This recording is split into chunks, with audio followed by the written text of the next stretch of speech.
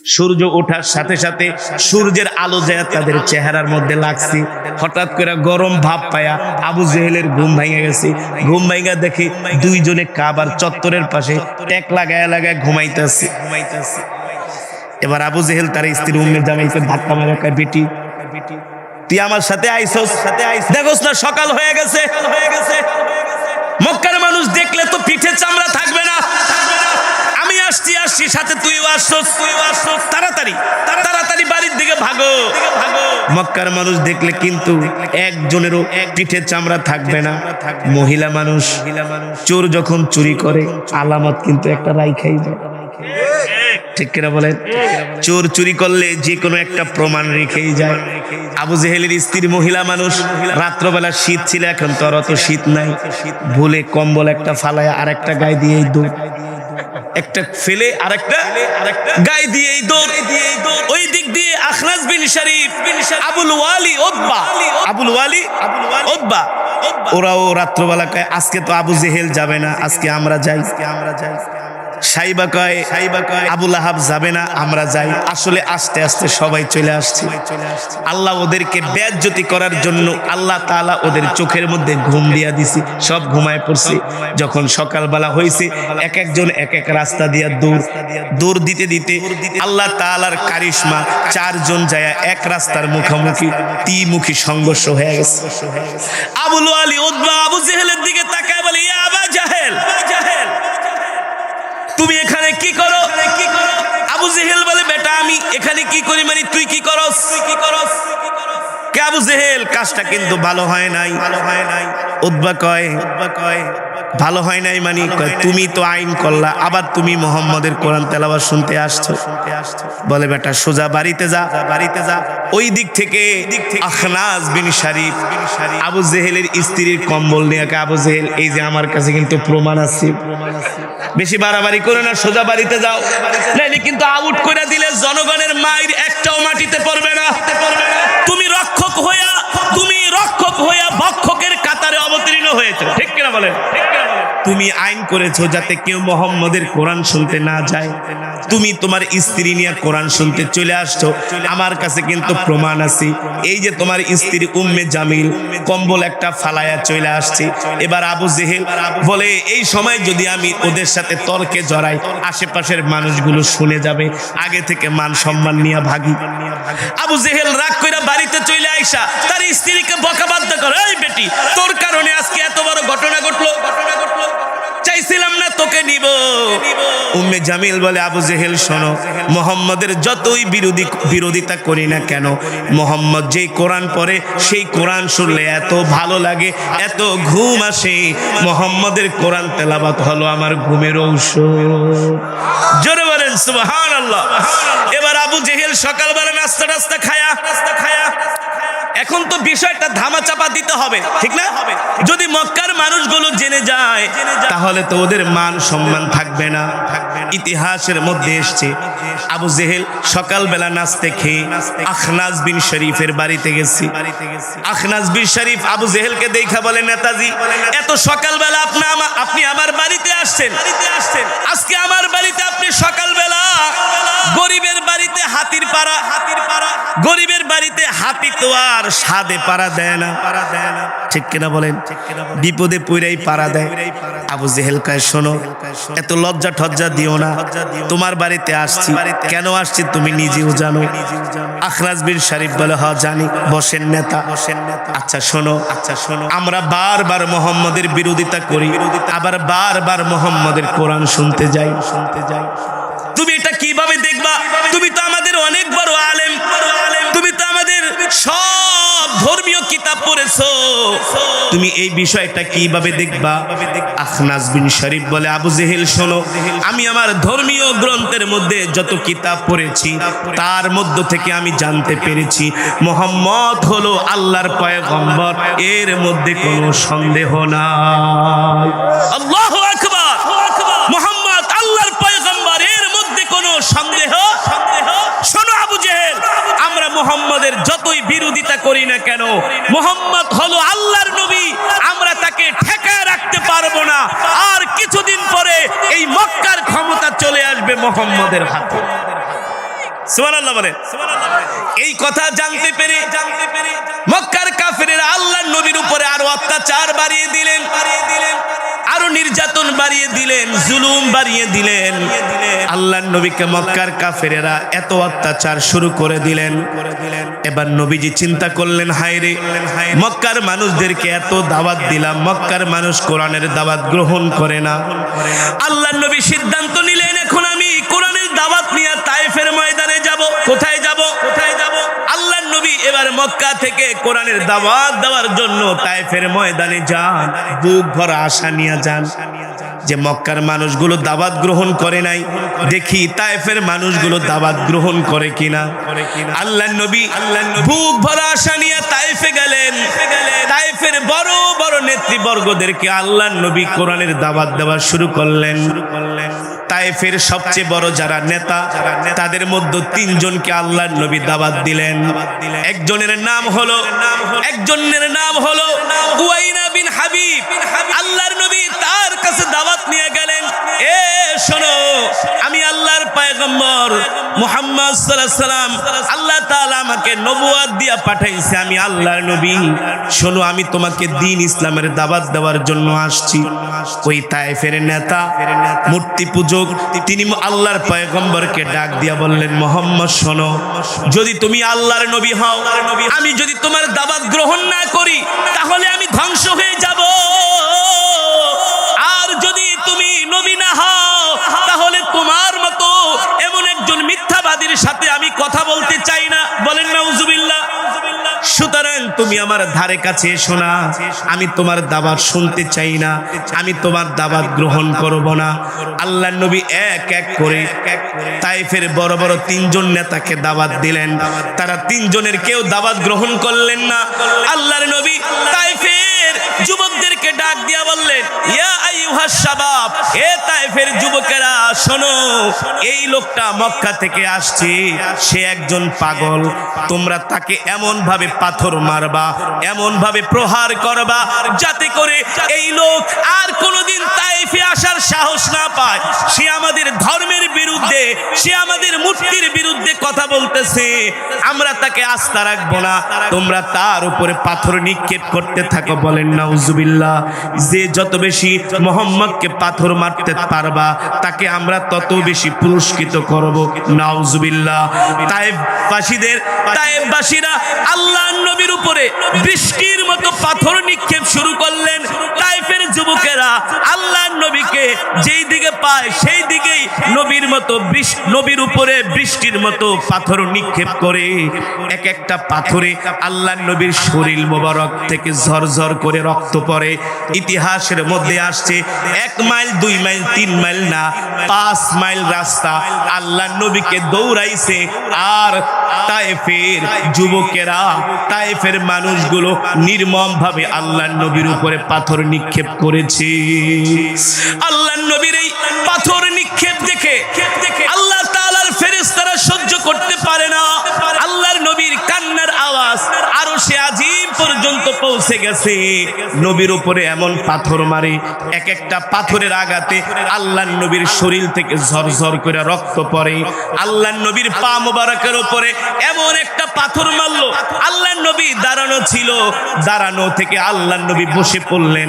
আল্লাহর নবী আর হাঁটতে পারেন না। এবার তার পালক পুত্র যায়েদ ইবনে হারেসাকে ডাকে বলে, হারেসা খুযুয়াদি, এ যায়েদ তুমি আমার হাত ধরো, আমি আর হাঁটতে পারি না, আমি আর দাঁড়াতেও পারি না। আল্লাহর নবী বলেন, আমি যায়েদের হাত ধরে রাখছি, এবার রাহমাতুল লিল আলামিন পা দিয়া পাড়া দিতে পারে না। তায়েফের ময়দান দিয়ে আল্লাহর নবী খুঁড়িয়ে খুঁড়িয়ে হাঁটতেছেন, আল্লাহর নবী খুঁড়িয়ে খুঁড়িয়ে হাঁটতেছেন। আল্লাহর নবী পা মোবারক দিয়া পাড়া দিতে পারে না, পুরো শরীরটা রক্তে রক্তাক্ত হয়ে গেছে। আল্লাহর নবীর শরীর মোবারক রক্তে রঞ্জিত হয়ে গেছে, নবীজির জুব্বা মোবারক রক্তে লাল হয়ে গেছে। আল্লাহর নবী আর কষ্ট পায়া সামনে আর তার পা দিয়া কদম দিতে পারে না। যায়েদ ইবনে হারেসা বলেন, আমি নবীজিকে ধরে ধরে তায়েফের ময়দান দিয়ে হাঁটাচ্ছি, আর আল্লাহর নবী খুঁড়িয়ে খুঁড়িয়ে হাঁটতেছে। আল্লাহর নবী 3 দিন পর্যন্ত কিছু খায় না, পানির পিপাসায় নবীজির কলিজা শুকায় গেছে, ক্ষুধা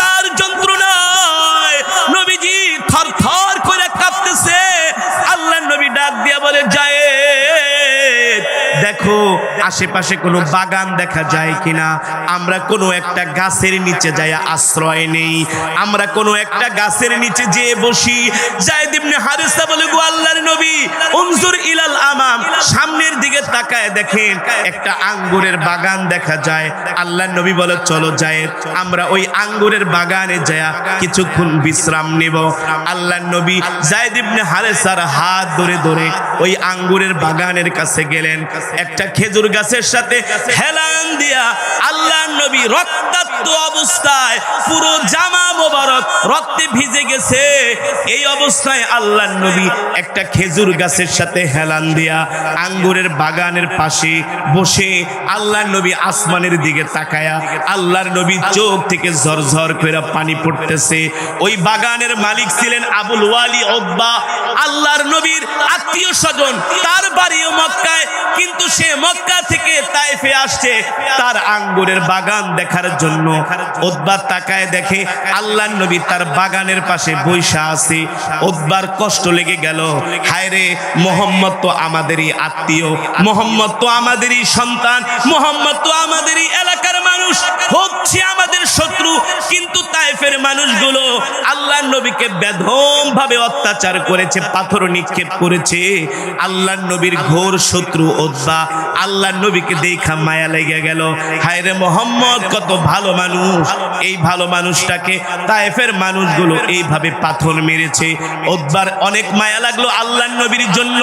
উতবা তার গোলাম মালিককে ডাক দিল, এ গোলাম এদিকে আয়, এক পেয়ালা আঙ্গুর নিয়ে ওই যে দেখ আমার বাগানের পাশে একটা যুবক বসে আছে রক্তাক্ত অবস্থায়, ওই যুবকের কাছে যায় আঙ্গুরগুলো দিবি। উতবার গোলাম আঙ্গুরের প্লেট নিয়ে আল্লাহর নবীর কাছে আসলেন, আল্লাহর নবীর হাতে আঙ্গুরের প্লেটটা উঠায় দিলেন। আল্লাহর নবী 3 দিন পর্যন্ত কিছু খায় না, রহমাতুল লিল আলামিন, 3 দিনের ক্ষুধার্ত মানুষ, একটু পানিও নাই, একটু খাবারও নাই। আল্লাহর নবীর পানির পিপাসায় কলিজা শুকায় যাচ্ছে। একটা আঙ্গুর হাতে নিয়ে আল্লাহর নবী বিসমিল্লাহ বলে মুখে দিলেন, আল্লাহু আকবার। যখন বিসমিল্লাহ বলে আঙ্গুরটা মুখে দিলেন, উতবার গোলাম মালি বলে, কে আপনি, কোত্থেকে এসেছেন, কি আপনার পরিচয়? আপনি বিসমিল্লাহ বলে আঙ্গুর মুখে দিলেন। বলে, আমার বাড়ি মক্কা, তোমার বাড়ি কোথায়? বলে, আমার বাড়ি হলো নিনাওয়া শহরে। তোমার বাড়ি যদি নিনাওয়া শহরে হয়, ওই নিনাওয়া শহরে আমার একজন ভাই আছে। বলে, আপনার ভাইয়ের নাম কি? বলে, আমার ভাইয়ের নাম হলো ইউনুস বাত্তা আলাইহিস সালাম। আল্লাহু আকবার। আপনি ইউনুস আলাইহিস সালামকে কিভাবে চিনেন? সে তো আমাদের নবী। বলে, কেন চিনবো না? ইউনুসও নবী, আমিও নবী। আল্লাহু আকবার। পয়গম্বর ইউনুসও নবী, আমিও নবী। বলে, বলেন কি আপনি নবী? এর সম্বন্ধে আপনার কাছে কোনো দলিল আছে কিনা? সুবহানাল্লাহ বলে, আরো জোরে বলেন সুবহানাল্লাহ। আল্লাহ নবী ডাক দিয়া বলে, আমার নাম হলো মুহাম্মদ ইবনে আব্দুল্লাহ। সুবহানাল্লাহ। মা কানা মুহাম্মাদুন আবা আহাদিম মির রিজালিকুম ওয়ালাকিন রাসূলুল্লাহি ওয়া খাতামান নবিয়্যিন। আমি শেষ নবী, আমার পরে আর কোনো নবী আসবে না। বলে, আপনি যে শেষ নবী, কোন প্রমাণ আছে? সুবহানাল্লাহ বলে, কি প্রমাণ চাও? বলে, আপনি শেষ নবী, একটা প্রমাণ দেখাও। আল্লাহর নবী তার জামা মোবারক খুলে ডান বাহুর মধ্যে আল্লাহ তাআলা খতমে নবুয়তের একটা সিল, একটা মোহর মেরে দিয়ে, দেখো আমার শরীর মোবারকের দিকে তাকায় দেখো, আমি যে শেষ নবী, আমার রব আমার শরীরের মধ্যে খতমে নবুয়তের সিল মেরে দিয়েছে। আমার পরে আর কোন নবী এই পৃথিবীতে আসবে না। উতবার গোলাম মালি এই দৃশ্য দেখা তার চোখ দিয়া ঝরঝর করে পানি পড়তেছে। সুবহানাল্লাহ। আল্লাহর নবীর দিকে তাকায় বলে, আল্লাহর পয়গম্বর, আমাকে একটু অনুমতি দিবেন? আপনার কপালে আমি একটা চুমু খাবো। আমি আপনার কপালে কি খাবো? আঙ্গুর পাঠানোর আগে আবার উতবা তার গোলামকে ডাক দিয়া বলছে, শোন, ওই যে যুবক দেখছস, দেখতে শুনতে চাঁদের চেয়েও সুন্দর। আমার নবী ছিলেন চাঁদের চেয়েও, আমার নবী চাঁদের চেয়েও সুন্দর। চাঁদের কলঙ্ক আছে, আমার নবীর কলঙ্ক নাই। ঠিক কিনা বলেন? কেমন সুন্দর। কেমন সুন্দর আম্মা জান আয়েশা রাদিয়াল্লাহু তাআলা আনহা বলেন আল্লাহর নবী যখন অন্ধকার রাত্রিতে আমার ঘরে আসতো আমার ঘরে কোনো আলোর দরকার হতো না, কুপির দরকার হতো না। সুবহানাল্লাহ। নবীজি এত সুন্দর ছিলেন। নবীজি যখন হাসি দিতেন তখন নবীজির গাল মোবারক গুলো বেদেনার মতো লাল হয়ে যেত। এত সুন্দর ছিলেন আমার নবী। উতবা ডাক দিয়ে কয়, শোন, ওই যে যুবক, তারা কিন্তু আমি ভালো করে চিনি, সে কিন্তু আমাদের ভাতিজা, কিন্তু সে হলো একটা জাদুকর। নাউজুবিল্লাহ। নিজে আঙ্গুর দেয় আবার নিজে জাদুকর, কারণ সে জানে আল্লাহর নবী সত্য নবী। যদি তার গোলাম আবার নবীর হাতে হাত রেখে কালেমা পড়ে মুসলমান হয়ে যায়, এই কারণে আগের থেকে বলে দেয়, শোন, ওই যুবকরে আঙ্গুর দিবি কিন্তু তার সাথে কোনো কথা বলবি না। কয় কেন? কয় তার সাথে কথা বললে তুমি তার জন্য পাগল হয়ে যাবে। কয় কেন? সে মানুষকে জাদু করে তার সাথে কথা বললেই মানুষগুলো পাগল হয়ে যায়, যুবকগুলো তার জন্য পাগল হয়ে যায়। সুবহানাল্লাহ বলেন। আসলে কেন পাগল হয়? পাগল হয় এই কারণে, আমার নবী তো আল্লাহর নবী, রহমাতুল লিল। আমার নবীর কোরআন শুনলে পাগল হয়ে যায়, আমার নবীর ব্যবহারে মানুষ মুগ্ধ হয়ে যায়। ঠিক করে বলেন। আঙ্গুর দিয়া চলে আসবে, বেশি কথা বলবে। তো উতবার গোলাম মালি বলে, আপনাকে আমি একটা চুমু দিব। নবীজির কপালে চুমু দিলেন। দেওয়ার পরে বলে, শোনেন নবীজি, ওগো আল্লাহর পয়গম্বর, আপনি কি জানেন আমি আমার ধর্মীয় কিতাবের মধ্যে পড়েছি শেষ জামানায় একজন নবীর আবির্ভাব ঘটবে, যার নাম হবে মুহাম্মদ ইবনে আব্দুল্লাহ, যিনি কালেমার দাওয়াত দেওয়ার জন্য মিন মক্কা ইলা তায়েফ, তিনি মক্কা থেকে তায়েফে আসবেন। মক্কা থেকে তায়েফে আসবেন দ্বীনের দাওয়াত দিতে। আর আমি যেই দিন থেকে আমার ধর্মীয় কিতাবে পড়েছি যে আপনি মক্কা থেকে তায়েফে আসবেন, সেই দিন থেকে আমি তায়েফের এই আঙ্গুরের বাগানে গোলামি করতেছি শুধু আপনাকে পাওয়ার জন্য। জোরে বলেন সুবহানাল্লাহ, আল্লাহু আকবার। আরো জোরে বলেন আল্লাহু আকবার। আল্লাহর নবী বলে, তুমি আমাকে পাওয়ার জন্য আসছো। উতবার গোলাম কোন বর্ণনায় আসছে তার নাম হলো আকদাস, কোন বর্ণনায় আসছে তার নাম হলো মালিক।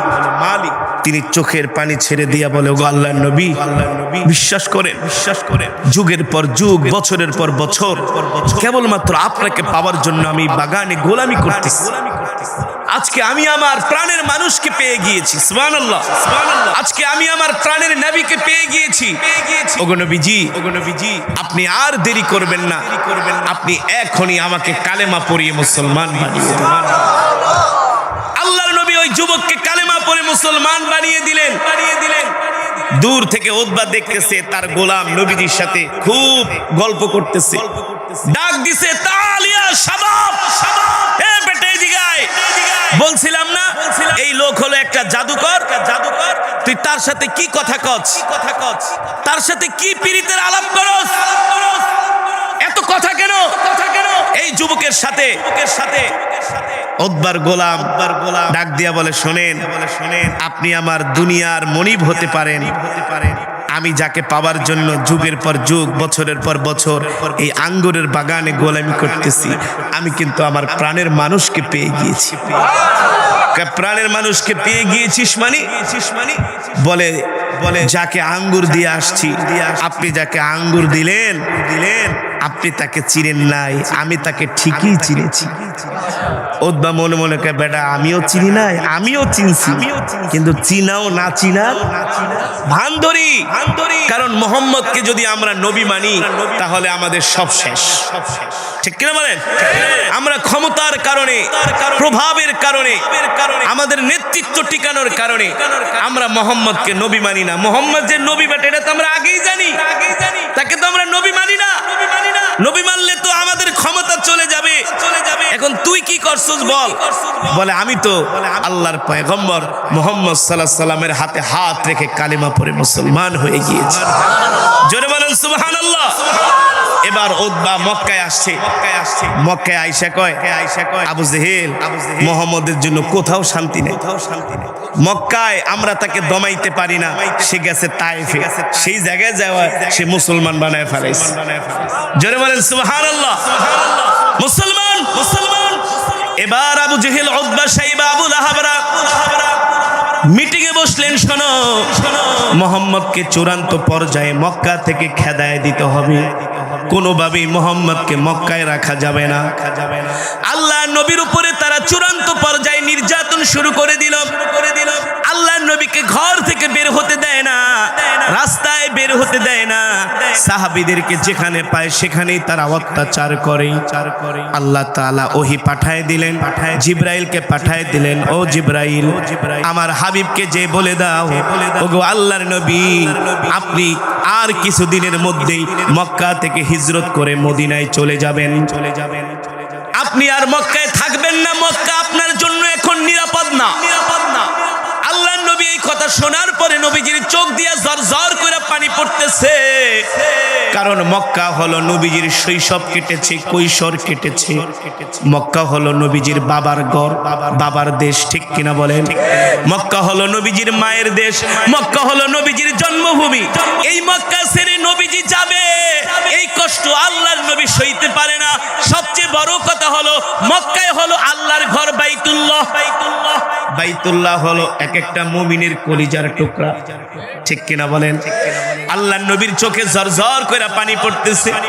আল্লাহ তাআলা তার হাবিবকে ডাক দিয়ে বলে, হাবিব আপনি কষ্ট পাবেন না, আপনি যে মক্কা থেকে মদিনায় যাবেন, আমি আর কিছুদিনের মধ্যেই আপনাকে এই মক্কায় আমি বীরের ভেষে মক্কায় আনবো, আর মক্কার শাসন ক্ষমতা আপনার হাতে তুলে দিব। আপনি যাদের কারণে মক্কা ছাড়তেছেন, যারা আপনার উপর অত্যাচার করতেছে, সেই দিন আর বেশি দূরে নয়, এই সমস্ত কাফের গুলো আপনার ভয়ে তারা ঘরের মধ্যে তালা লাগায় বসে থাকবে। আপনি হবেন মক্কার শাসক। কিছু পেতে হলে কিছু দিতে হয়, একটু কষ্ট করেন, আর কিছুদিন পরে আপনি মক্কার শাসক হবেন, আপনি হবেন মক্কার প্রেসিডেন্ট। সুবহানাল্লাহ বলেন। আল্লাহর নবী সাইয়েদনা আবু বকরকে ডাক দিলেন, আবু বকর যে কোনো সময় আমরা মক্কা থেকে মদিনায় হিজরত করতে পারি, আপনি তৈয়ার থাকবেন? সাইয়েদনা আবু বকর বলেন, আমি আল্লাহর নবীর জন্য এমন ভাবে ইন্তজার করতাম, অপেক্ষা করতাম, কোনদিন আল্লাহর নবীর আদেশ শুনে সাইয়েদনা আবু বকর বিছানার সাথে পিঠ লাগায় না, দরজার সাথে টেক লাগায় দাঁড়ায় থাকতেন, দরজার সাথে টেক লাগিয়ে দাঁড়ায় থাকতেন। সুবহে সাদিকের সময় আল্লাহ তাআলা নির্দেশ দিলেন, জিবরাইল আসেন, আল্লাহর নবী আপনি এখন মক্কার মদিনার দিকে যাত্রা শুরু করেন। আল্লাহর নবী সাইয়েদনা আবু বকরের ঘরের দরজায় যায় নক করলেন, ইফতাহিল বাব ইয়া আবা বকর। আবু বকর দরজা খোলেন, এক নকেই আবু বকর দরজা খুলে ফেলেছে। আল্লাহর নবী ডাক দিয়ে বলে, আবু বকর এক নকেই দরজা খুলে ফেললেন। আপনি কি রাত্রবেলা ঘুমান নাই?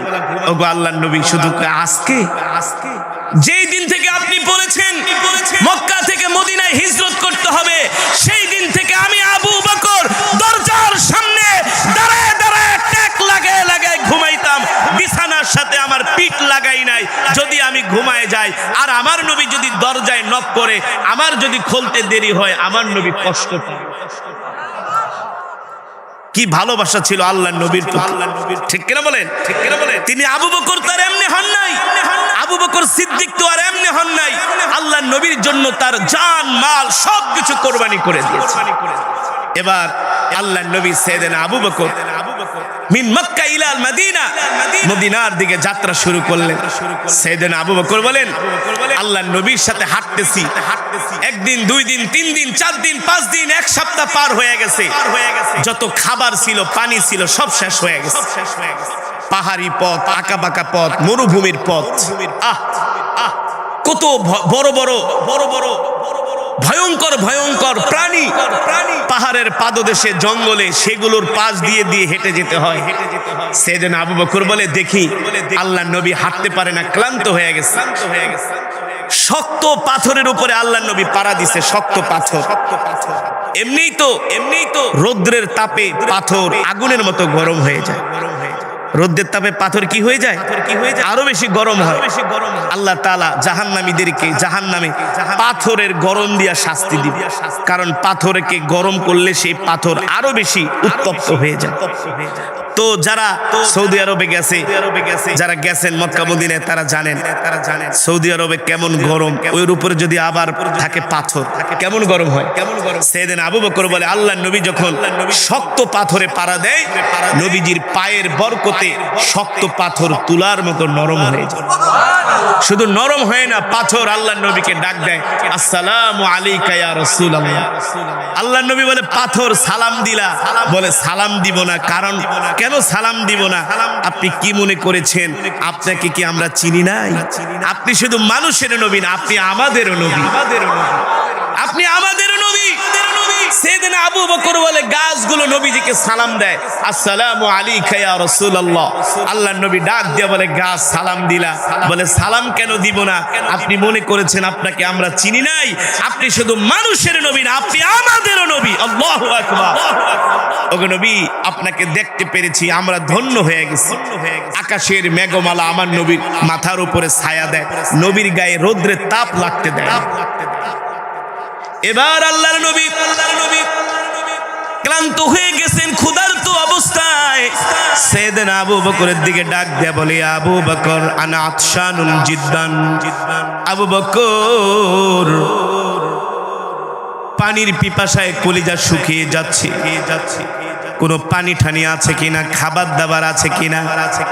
সেদিন আবু বকর বলে, ওগো আল্লাহর নবী, খাবার দাবার রসদপত্র যা নিয়ে আসছিলাম সব শেষ হয়ে গেছে। আল্লাহ নবী ডাক দেয়া বলে, আবু বকর, যদি খাবার দাবার শেষ হয়ে যায় তাহলে দেখেন এই মরুভূমির মধ্যে কোনো ঘর বাড়ি পাওয়া যায় কিনা। আমরা যদি কোনো ঘর বাড়ি পাই, সেইখানে যে একটু আশ্রয় নিব, ওই বাড়িতে আমরা মেহমানদারি গ্রহণ করব, ওই বাড়িতে আমরা মেহমান হব। যখন রৌদ্র কমে যাবে, আবার বিকাল বেলা যাত্রা শুরু করব। সেদিন আবু বকর বলে, আল্লাহর নবী যখন এই কথা বললেন, আমি অবাক হয়ে গেলাম। এই মরুভূমির মধ্যে ঘর বাড়ি তো দূরের কথা, এখানে তো কোনো মানুষ বসবাস করারই সাহস পায় না, আবার ঘর বাড়ি আসবে কোত্থেকে? সেদিন আবু বকর বলেন, আল্লাহর নবীর জবান মোবারক দিয়ে যেহেতু এই কথা বের হয়েছে, নিশ্চয় এর মধ্যে কারণ আছে। জোরে বলেন সুবহানাল্লাহ। সেদিন আবু বকর বলে, আল্লাহি রাব্বিল কাবা, রবের কাবার কসম খেয়া বলি, 10 কদম দিতে না দিতেই দেখি মরুভূমির মধ্যে একটা ঘর দেখা যায়। আমি আনন্দে আত্মহারা হয়ে আল্লাহর নবীকে ডাক দিয়া বললাম, ওগো আল্লাহর নবী, উনজুর ইলাল আমাম, সামনের দিকে তাকায় দেখেন ওই যে একটা ঘর দেখা যায়। সেদিন আবু বকর বলে, আমার কাছে মনে হয় ওই ঘরটা অনেক দূর। কিন্তু আল্লাহর নবী যখন আমাকে বললেন, চলেন আবু বকর, আমরা ওই বাড়িতে যাইয়া মেহমানদারি গ্রহণ করব, আল্লাহর নবী বলার সাথে সাথে আমার কাছে মনে হলো চোখের পলকে আমরা ওই বাড়ির সামনে চলে আসলাম। সেদিন আবু বকর বলে, আমার কাছে মনে হলো অনেক দূর, কিন্তু আল্লাহর নবী আমার হাত ধরে বলে, চলেন। আমার কাছে মনে হলো চোখের পলকে কয়েক মাইল পথ, 1 সেকেন্ডের মধ্যে চলে আসলাম।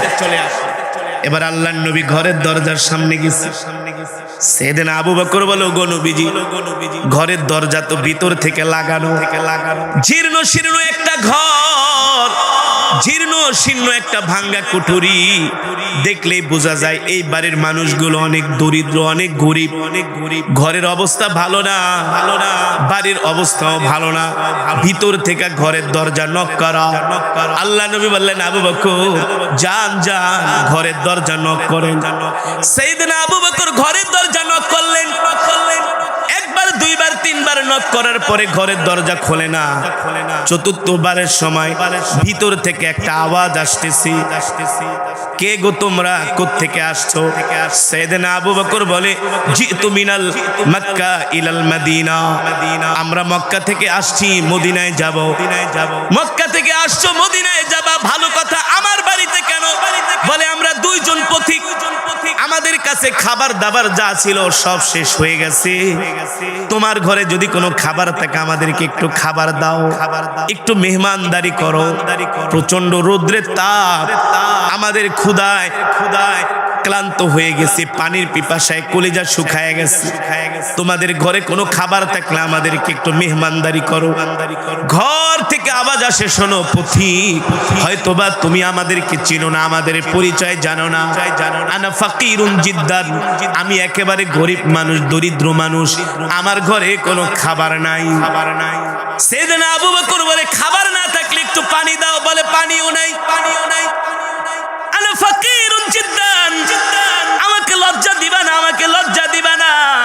আমরা গরিব মানুষ, আমার স্বামী বকরি চড়ানোর জন্য মাঠে গেছি, আসার সময় কূপ থেকে পানি নিয়ে আসবে, ওই পানি আমি পান করব। আর আমার স্বামী আসার পরে বকরি থেকে দুধ দহন করবে, ওই দুধ খেয়ে আমরা আমাদের জীবন যাপন করি। সেদিন আবু বকর ওই মহিলার কথা শুনে তিনি অবাক হয়ে গেলেন। এত গরিব মানুষ, ঘরে কোনো খাবারও নাই, কিছু নাই। এবার আল্লাহর নবী রহমাতুল্লিল আলামিন দেখেন ওই বাড়ির সামনে একটা বকরি বাঁধা। কি বাঁধা? বকরি বাঁধা। আল্লাহ নবী বলে, আবু বকর, তার ঘরের সামনে দেখতেছি একটা বকরি বাঁধা। আপনি অনুমতি নেন, এই বকরি থেকে আমরা একটু দুধ দহন করে দুইজনে পান করে পানির পিপাসাটা নিবারণ করি, কলিজাটা ঠান্ডা করি। সেদিন আবু বকর বলে, বোন, তোমার ঘরের সামনে যে বকরিটা বাঁধা আছে, তুমি যদি অনুমতি দাও, আমরা তোমার বকরি থেকে দুধ দহন করে আমরা দুইজনে পান করি। ঘর থেকে ওই মহিলা আওয়াজ দেয়। সিরাত ইবনে কাসিরের মধ্যে আসছে, আল বিদায়া ওয়ান নিহায়ার মধ্যে আসছে, ওই বাড়ির মালিক যিনি, তার নাম হলো আবু মাবাদ, আর ওই যে ঘরে যে মহিলা, তার নাম হলো উম্মে মাবাদ। তারা দুইজনেই হলো মূর্তি পূজক। দুইজনের কেউ মুসলমান না, দুইজনেই অমুসলিম। তারা কেউ ইসলাম ধর্ম গ্রহণ করে নাই এখন পর্যন্ত। আল্লাহর নবী ডাক দিয়া বলে, আবু বকর, আপনি শুধু উম্মে মাবাদ থেকে অনুমতি নেন, যদি অনুমতি দেয় আমরা দুধ দহন করে দুইজনে পান করি। সেদিন আবু বকর বলে, বোন, কিছু মনে করবেন না, আপনার ঘরে যেহেতু পানিও নাই, খাবারও নাই, আপনার ঘরে দরজার সামনে একটা বকরি বাঁধা আছে, দেখতেছি এই বকরিটা দুধ দেয়, তার স্তনও আছে, তার মানে আপনি যদি অনুমতি দেন আমরা দুধ দহন করে দুইজনে পান করি। ভিতর থেকে উম্মে মাবাদ বলে, শোনো ভাই, হয়তোবা আপনি জানেন না, আমার ঘরের সামনে যে বকরিটা বাঁধা, এই বকরিটা হলো একটা অসুস্থ প্রতিবন্ধী, হাঁটতে পারে না, দুধ দিবে কোত্থেকে? আল্লাহর নবী মুস্কি হাসি দিয়া বলে, আবু বকর, আপনি শুধু উম্মে মাবাদের থেকে অনুমতি আনেন, দুধ দহন করার দায়িত্ব আমার। আর জোরে বলেন সুবহানাল্লাহ, আরো মহব্বতের সাথে বলেন আল্লাহু আকবার। সাইয়েদনা আবু বকর দ্বিতীয়বার বললেন, বোন, আপনি শুধু অনুমতি দেন, দুধ দহন করার দায়িত্ব আমার। মহিলা বলে, পারবা না, আসলেই তো সম্ভব, কিন্তু তিনি তো জানে না তার বাড়িতে আজকে কে আসছে, তিনি হলেন রাহমাতুল্লিল আলামিন। আল্লাহু আকবার। তিনি হলেন রাহমাতুল্লিল, যিনি বরকতের নবী, দয়ার নবী, মায়ের নবী। আল্লাহু আকবার। উম্মে মাবাদ তো জানে না তার বাড়িতে আজকে কে আসছে। একবার, দুইবার, তিনবার বলার পরে উম্মে মাবাদ বলে, দুধ দেয় না। পথিক, বিশ্বাস করো না আমার কথা, দুধ দেয় না, অসুস্থ বকরি। আল্লাহ নবী ফিস করে বলে, আবু বকর, আপনি শুধু অনুমতি আনেন। এবার আবু বকর বলে, বোন, তুমি শুধু অনুমতি দাও, দুধ দহন করার দায়িত্ব আমাদের। মহিলা মানুষ রাগ কইরা বলে, ঠিক আছে, পারলে যাও, তোমরা দুধ দোয়া দুইজনে পান করো। আল্লাহ নবী বলে, আবু বকর, দুধ যে দোয়াইবো, দুধ রাখবো কোথায়? কিছু তো লাগবে। সেদিন আবু বকর বলে, বোন, কিছু না মনে করলে একটা পাত্র দাও দুধ নেওয়ার জন্য। উম্মে মাবাদ ঘর থেকে একটা ছোট্ট পাত্র দিছে। আল্লাহ নবী দেখা মুস্কি হাসি দিয়া বলে, আবু বকর, বলেন, এত ছোট পাত্রে হবে না? ওই মহিলা আবার রাগ করছে, কয় মিয়া বুঝলাম না, বলতেছি অসুস্থ বকরির দুধ দেয় না, আবার চাও বড় পাত্র। আল্লাহ নবী বলে আবু বকর বড় পাত্র আনেন। উম্মে মাবাদের মনে একটু কৌতূহল হলো, কে আসছে আমার বাড়িতে একটু দেখিত। তিনি ঘরের দরজার ফাঁকা দিয়া তাকায়া আল্লাহ নবীর চেহারা দেখা উম্মে মাবাদ মনে মনে বলি, আল্লাহর কসম কইরা বলি, আল্লাহি রাব্বিল কাবা, রবের কাবার কসম খায়া বলি, আমি যেই দিন আমার চোখ দিয়া আল্লাহর পয়গম্বর মুহাম্মদ সাল্লাল্লাহু আলাইহি সাল্লামকে দেখলাম, আমার কাছে মনে হলো কোনো মানুষ না আমার বাড়িতে পূর্ণিমার চাঁদ উদিত হয়েছে। উম্মে মাবাদ বলে আল্লাহর পয়গম্বর মুহাম্মদ চাঁদের চেয়েও সুন্দর। উম্মে মাবাদ বলে আমি মুহাম্মদ ইবনে আব্দুল্লাহর দিকে যতই তাকাই ততই আমি অবাক হই। সুবহানাল্লাহ। নবীজির হাতগুলো এত সুন্দর, নবীজির চুলগুলো এত সুন্দর। সুবহানাল্লাহ। আল্লাহ নবীর সৌন্দর্যের বর্ণনা, নবীজির গালগুলো এত সুন্দর, নবীজির ললাট এত সুন্দর, নবীজির বডি ফিটনেস এত সুন্দর। উম্মে মাবাদ বলে আমি যখন যুবক মুহাম্মদের দিকে তাকাইছিলাম, দেখি তার চুলগুলো বাতাসে মনে হয় দুলতেছে। আল্লাহু আকবার। আমি তার চেহারা দেখে আমি তার গলার কণ্ঠ শুনে এতটা বিস্ময় হয়ে গেলাম। এত সুন্দর চেহারার মানুষ, এত সুন্দর কণ্ঠের মানুষ আমি আজ পর্যন্ত আমার জীবনে কোনোদিন দেখি না। এবার উম্মে মাবাদ মনে মনে কয় শুধু বকরির দুধ দোয়ায় না পারলে বকরি জবাই করে খায়া ফেলাও, আমার কোনো আফসোস নাই। জোরে বলেন সুবহানাল্লাহ। আল্লাহর নবীর চেহারা দেখা পাগল হয়ে গেছি।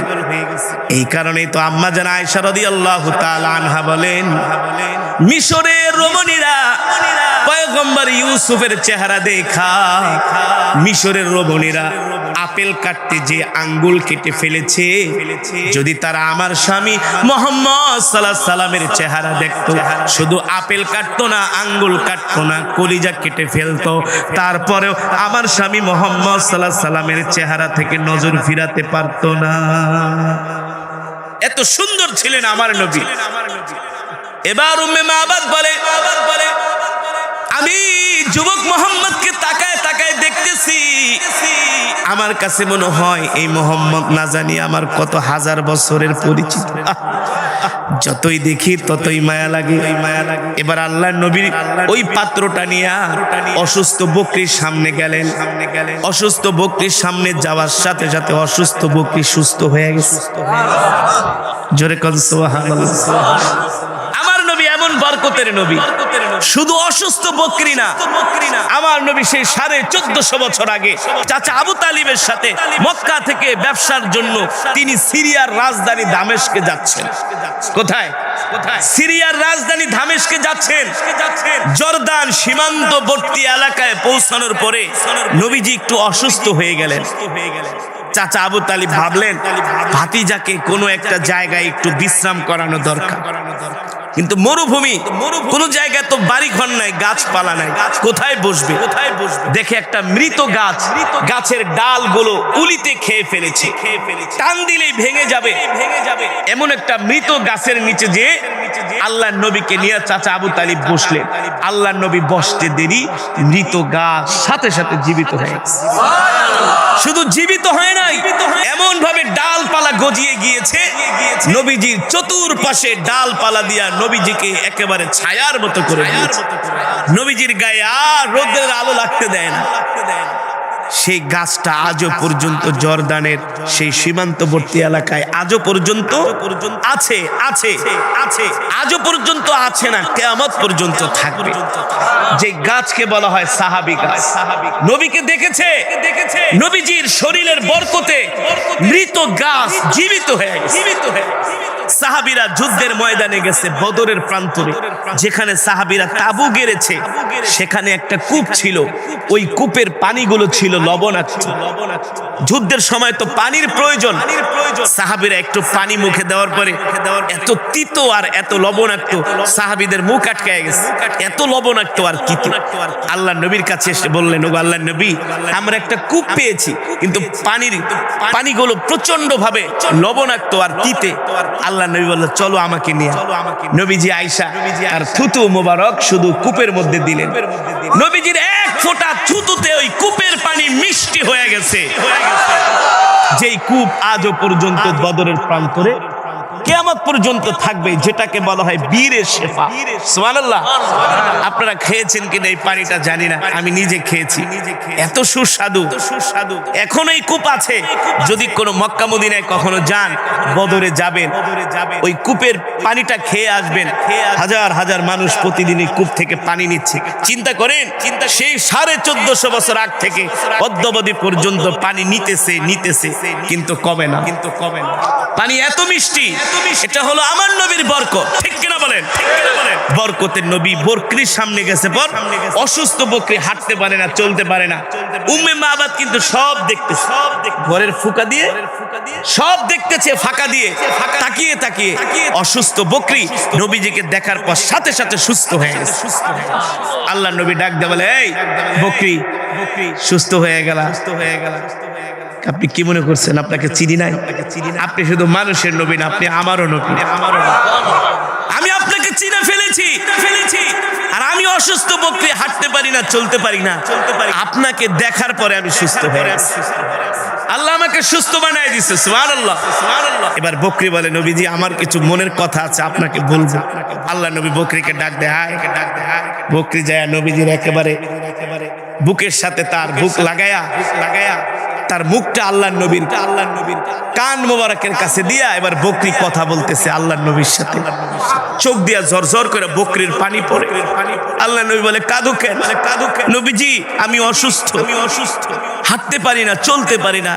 এই কারণে আমার মালিক আমাকে ঘাস খাওয়ানোর জন্য মাঠে নেয় না, আমাকে খাওয়া দাওয়া দেয় না, আমাকে কষ্ট দেয়। এই কথা বলে আর বকরি কান্না করে। নবীজি এই দুঃখের কথা আপনি ছাড়া আর কাছে বলবো? আপনি তো আমার নবী, আপনি তো আমাদের বরকতের নবী, রহমাতুল লিল আলামিন। আল্লাহু আকবার। ওগো নবীজি, আপনাকে দেখে আমি সুস্থ হয়ে গেছি, আপনার আগমনে ধন্য হয়েছি। উম্মে মাবাদ বলে, বকরিটা যেমন করে যুবক মোহাম্মদের সাথে কথা বলতেছে, আমার কাছে মনে হলো যে ওই বকরি মনে হয় যুবক মোহাম্মদকে কয়েক হাজার বছর ধরে চিনে। এমন ভাবে দুইজনে আলাপ করতেছে। এবার আল্লাহ নবী বকরিকে ডাক দিয়া বলে, শোনো, আমি তোমার থেকে একটু দুধ পান করব, যদি অনুমতি দাও। সুবহানাল্লাহ। এই কথা বলতে দেরি বকরি তার দুই পা নিচ থেকে দুই দিকে ছড়িয়ে দিয়েছে, দিয়ে স্তনটা বের করে দিয়ে বলো, আল্লাহ নবী আপনি আমার থেকে দুধ পান করেন, দুধ দহন করেন। নবীজি বিসমিল্লাহ বলে হাত দেওয়ার সাথে সাথে দুধে পুরা বকরির স্তনটা ভরপুর হয়ে গেছে। এবার নবীজি নিজের হাত দিয়া দুধ দহন করছে। উম্মে মাবাদ ঘর থেকে তাকায় দেখতেছে, এটা আবার কি দেখতেছে? এটা কি দেখছি? এটা তো সম্ভব না, কোন মানুষের দ্বারা সম্ভব নয়। ঠিক কিনা বলেন? কিন্তু তিনি তো রহমাতুল লিল আলামিন। আল্লাহু আকবার। এই কারণে আল্লাহ কোরআনে বলছেন, ওয়ামা আরসালনাকা ইল্লা রাহমাতাল লিল আলামিন। নবী, আপনি সমগ্র বিশ্ববাসীর জন্য রহমত। আপনি শুধু মানুষের নবী না, আপনি মানুষের নবী, গাছের নবী, মাছের নবী। ঠিক কিনা বলে? কুল কায়নাতের নবী। আল্লাহু আকবার। এবার বকরির স্তনে নবীজি বিসমিল্লাহ বলে হাত দেওয়ার সাথে সাথে পুরা স্তনটা দুধে ভরপুর হয়ে গেছে। বকরি ডাক দিয়া বলে, আল্লাহ নবী তাড়াতাড়ি করে দুধ দহন করেন, আমি আর দুধের ভার সইতে পারি না। এবার নবীজি নিজে দুধ দহন করছে। আমার নবী কেমন নবী, যিনি একদিকে রাষ্ট্রপ্রধান, ঠিক কিনা বলেন, আর একদিকে ব্যবসায়ী, আর একদিকে যুদ্ধের ময়দানে একজন সুপ্রশিক্ষিত একজন সেনা কমান্ডার, ঠিক কিনা বলেন। একদিকে তিনি যুদ্ধের নেতৃত্ব দেন, যার কমান্ডিং এ যুদ্ধ হয়, আর একদিকে তিনি মক্কার সবচেয়ে বড় সফল ব্যবসায়ী। আর একদিকে তিনি শ্রেষ্ঠ পিতা, আর একদিকে শ্রেষ্ঠ নানি নানা, ঠিক কিনা বলেন? আর একদিকে শ্রেষ্ঠ নানা নানা আমার নবীকে যেই জায়গায় ফিট করেন, আর একদিকে তিনি শ্রেষ্ঠ শিক্ষক, ঠিক কিনা বলেন? আল্লাহু আকবার। সেই নবীর উম্মত আমরা। এবার নবীজি দুধ দহন করতে করতে পুরা পাত্র ভরে গেছে। আল্লাহ নবী সাইয়েদনা আবু বকরকে বলে, আবু বকর ইশরাব, আপনি পান করেন। সাইয়েদনা আবু বকর বলে, আল্লাহ নবী আপনি আগে পান করেন। নবীজি বলেন, না আপনি আগে পান করেন। সাইয়েদনা আবু বকরকে নবীজি নিজের হাত দিয়া দুধ পান করি। এবার নবীজিও পান করলেন। পান করে বলে, আবু বকর দেখেন তো দুধের অবস্থা কি? সাইয়েদনা আবু বকর বলে, গো আল্লাহর নবী, আল্লাহি রাব্বিল কাবা, রবের কাবার কসম খায়া বলি, যেমন দুধ তেমন আছে, এক ফোঁটাও কমে না, এক ফোঁটাও কমে নাই। এবার আল্লাহর নবী বলে, আবু বকর যান উম্মে মাবাদের কাছে দুধের পাত্রটা দিয়ে আসে। উম্মে মাবাদের কাছে আবু বকর দুধের পাত্র দিয়া বলে, বোন, ও বোন, দুধের পাত্র দিয়া গেলাম, তোমরা নিজেরা পান করো। আমরা তোমাদেরকে যদি কষ্ট দিয়া থাকি আমাদেরকে ক্ষমা করে দিও। আমরা দুইজন পথিক মক্কা থেকে আসছিলাম, মদিনার দিকে যাইতেছি। যখন রোদ কমে গেল, সাইয়েদনা আবু বকর বলে, আমরা আবার মদিনার দিকে যাত্রা শুরু করে দিলাম। আল্লাহর নবী সাইয়েদনা আবু বকর যখন মরুভূমি দিয়ে হাঁটতেছেন, উম্মে মাবাদ বলে, আমি ঘরের দরজা খুলে এক লাফ দিয়ে উঠানে নামলাম। উঠানে নেমে যুবক মোহাম্মদের দিকে তাকায় আছি। আমার বাড়িটা পুরা জান্নাতের খুশবুতে ঘ্রাণ হয়ে গেছে, মোহাম্মদের শরীরের থেকে ঘ্রাণ ছড়ায় গেছে। আল্লাহু আকবার। এবার দেখতেছি যুবক মোহাম্মদ মরুভূমির ভিতর দিয়া হেঁটে যায়, আকাশের মেঘমালা মোহাম্মদকে ছায়া দেয়। আমি তাকায় বলি, ও বরকতের মেহমান, তোমরা যেও না, তোমাদের মতো এমন বরকতের মেহমান আমি আজ পর্যন্ত কোনোদিন পাই নাই। আল্লাহু আকবার। আল্লাহর নবী তারা হাঁটতে হাঁটতে মদিনার দিকে যাত্রা শুরু করছেন। উম্মে মাবাদ বলে, আমি ঘরে চলে আসলাম। কিছুক্ষণ পরে আমার স্বামী আবু মাবাদ বকরি চড়ায়া বিকাল বেলা বাড়িতে আসলেন। ঘরের উঠানে পাড়া দিয়া বলে, এ স্ত্রী এদিকে আয়, আজকে কেমন যেন আমার বাড়ির অবস্থা লাগতেছি। আমার বাড়ি থেকে জান্নাতের খুশবু বের হচ্ছে, ঘ্রাণ ছড়ায় গেছে, কারণটা কি রে স্ত্রী? স্ত্রী বলে, স্বামী গো ঘরে আসেন, আরো মজার খবর আছে। কি খবর? বলে শোনেন। আপনি যখন সকালবেলা বকরি চড়ানোর জন্য বের হয়ে গেছেন, ভর দুপুর বেলা আমাদের বাড়িতে দুইজন মানুষ আসছে। স্বামী গো, একজনের চেহারা এত সুন্দর, যার চেহারার দিকে তাকাইলে মনে হয় না সে মানুষ, মনে হয় আকাশের চাঁদ উঠেছে। স্বামী গো, তার শরীর থেকে শুধু জান্নাতের ঘেরান বের হয়, খুশবুর ঘেরান বের হয়। স্বামী গো তাকায় দেখে আমাদের অসুস্থ বকরি তার হাতের ছোঁয়ায় সুস্থ হয়ে গেছে। শুধু সুস্থ হয় নাই, সে আমাদেরকে এক বালতি দুধ দোয়ায়া দিয়ে গেছে। সুবহানাল্লাহ। আল্লাহ নবী বলে, বলো কি? বলে হ্যাঁ। কোন দিকে গেছে? বলে সে বলছে মক্কা থেকে আসছে, মদিনায় যাবি। আবু মাবাদ বলে, স্ত্রী রে, হায় রে স্ত্রী, যাকে পাওয়ার জন্য, যাকে দেখার জন্য, যাকে মেহমানদারি করানোর জন্য এই মরুভূমির ভিতরে ঘর বানাইলাম, তিনি হলেন শেষ জামানার নবী আল্লাহর পয়গম্বর মুহাম্মদুর রাসূলুল্লাহ সাল্লাল্লাহু আলাইহি ওয়াসাল্লাম।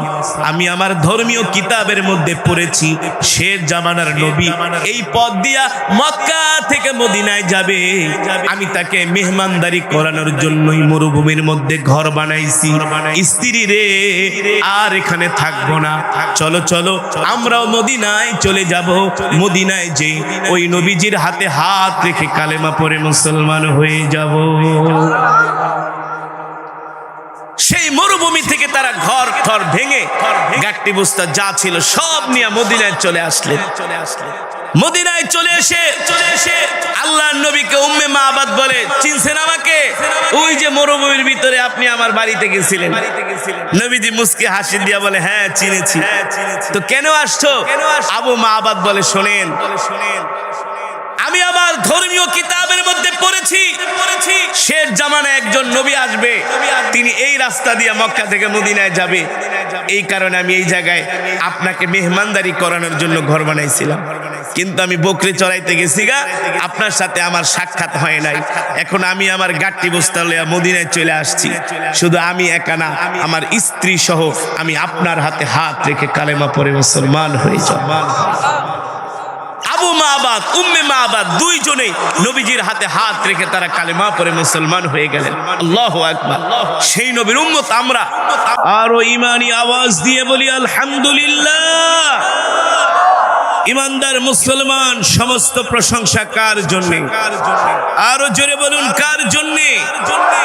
একমাত্র মহান রব্বুল আলামিনের জন্য, যিনি আমাদেরকে সৃষ্টি করেছেন। ঠিক কিনা বলে মুসলমান?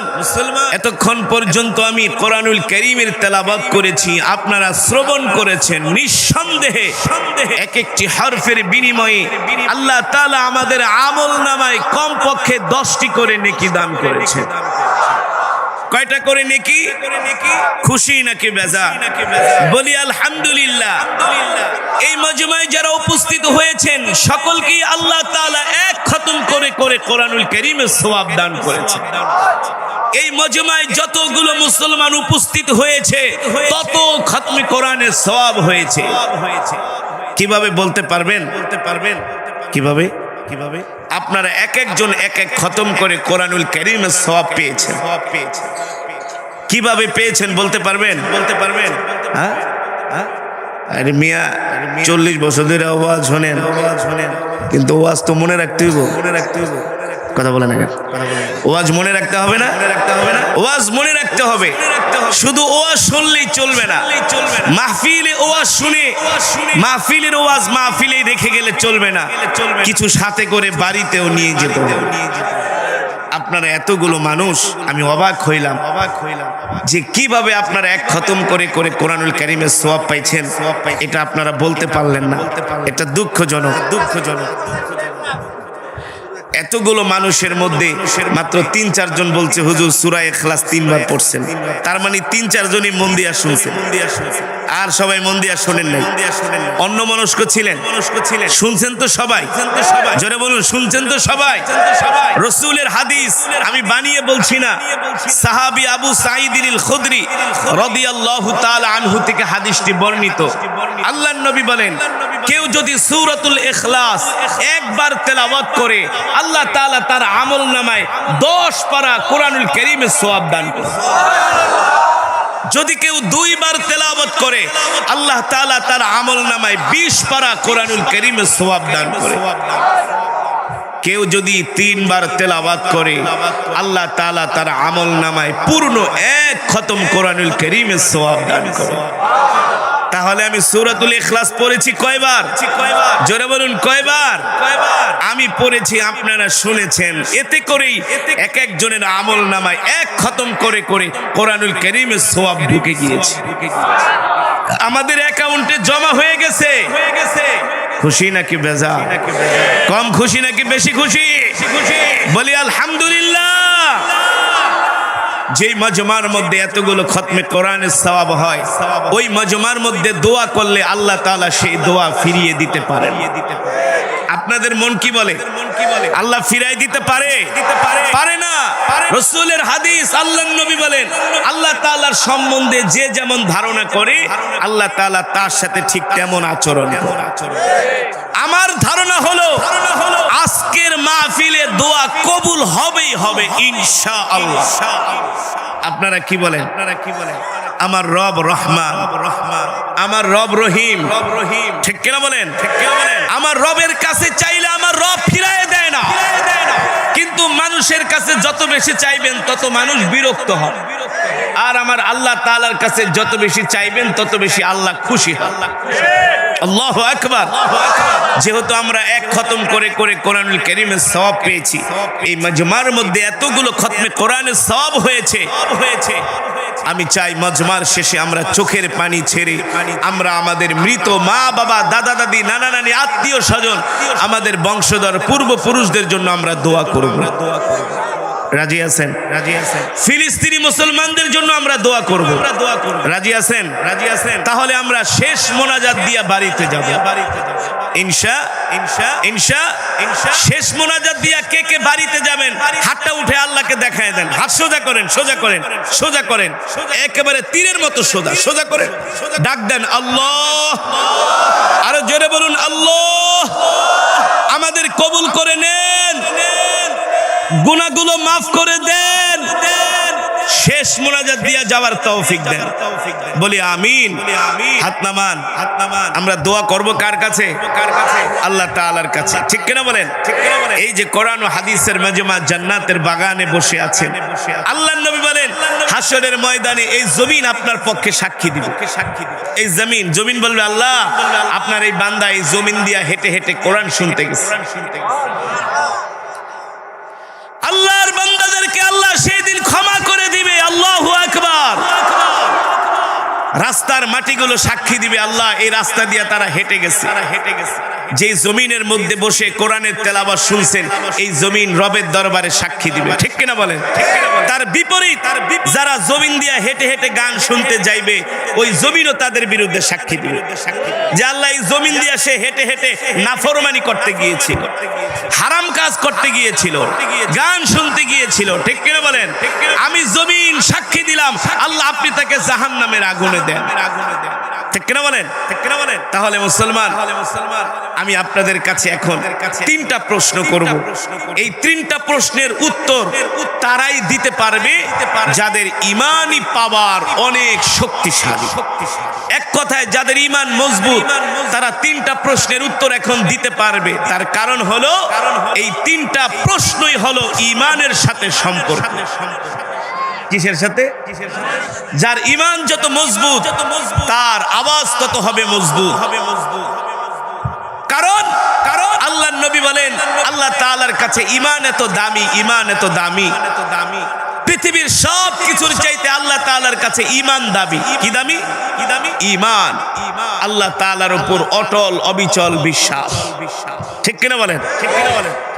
যাদের ঈমান যত মজবুত তাদের ইবাদতে তত বেশি মজা। যাদের ঈমান যত মজবুত তাদের ইবাদতে তত বেশি স্বাদ। যাদের ঈমান নড়বড়ে তারা ইবাদত করে কোনো মজা পায় না, নামাজ পড়েও মজা পায় না, জিকির করেও মজা পায় না। ঠিক কিনা বলেন?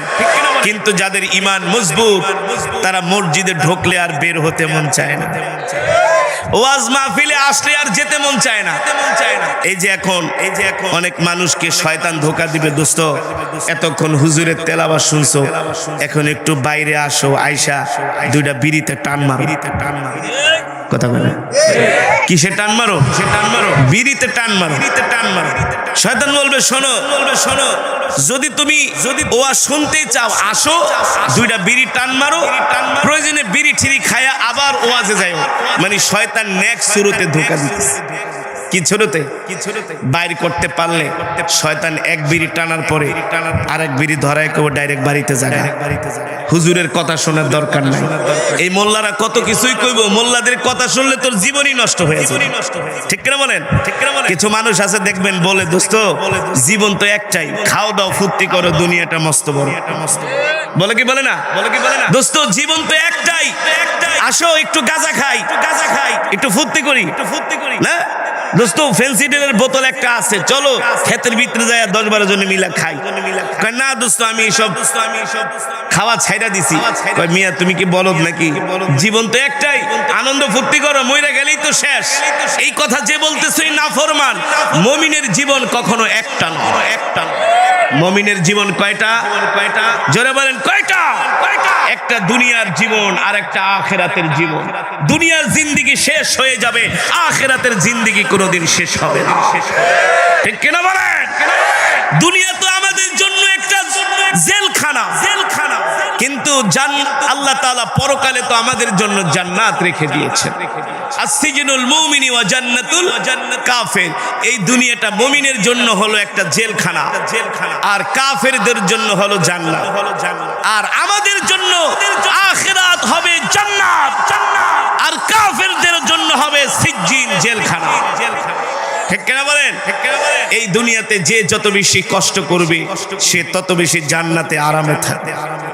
ঠিক কিনা বলেন? ঠিক কিনা? তাহলে আমি আপনাদেরকে 3টা প্রশ্ন করব, দেখি আপনাদের ঈমানের পাওয়ার কেমন আছে। আজকের এলাকার মুসলমানের ঈমানের পাওয়ার পরীক্ষা হবে।